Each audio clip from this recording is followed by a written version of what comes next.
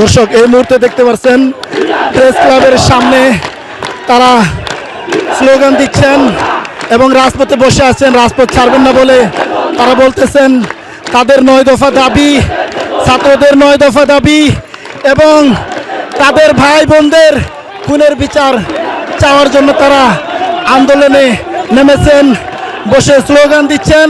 তারা রাজপথে থাকবেন, তারা বলতেছেন রাজপথ ছাড়বেন না যে পর্যন্ত তারা দাবি আদায় না হবে তাদের, সেই পর্যন্ত তারা রাজপথে থাকবেন, রাজপথ ছাড়বেন না বলে তারা হুঁশিয়ারি দিলেন।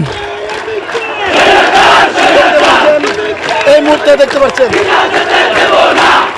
দেখেন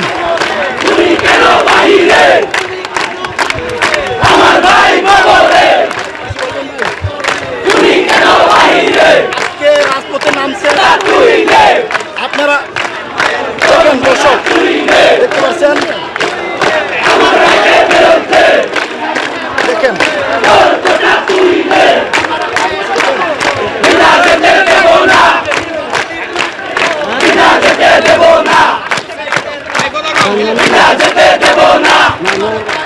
ধন্যবাদ আপনাকে।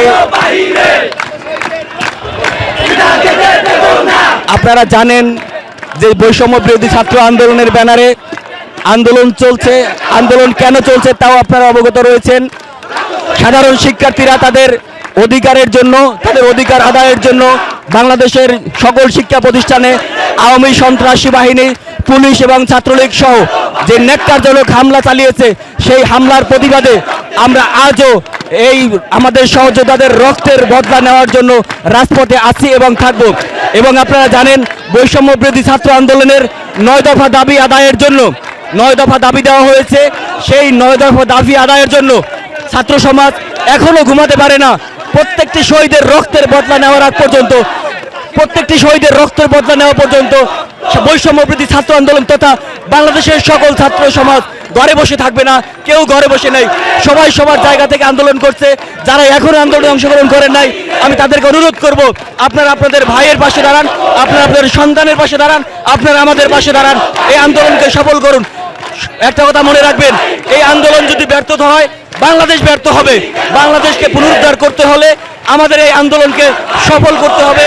বৈষম্য, বাংলাদেশ এমন একটি জায়গা যেখানে কোনো বৈষম্যের ঠাঁই নাই। শেখ হাসিনার মতো কোনো ডিক্টেটরের জায়গা বাংলাদেশে হবে না ইনশাল্লাহ। বলেন আজকে রাজপথে কেন আছেন? রাজপথে কেন আছেন?